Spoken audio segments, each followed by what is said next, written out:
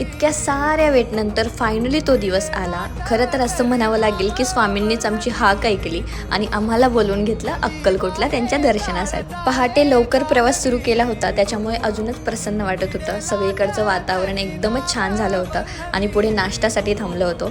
मस्तपैकी नाश्ता केला, पेटपूजा केली आणि परत निघालो आमच्या वाटेला. आणि या छोटूसोबत मस्ती करता करता अक्कलकोट कधी आलं ते समजलं सुद्धा नाही.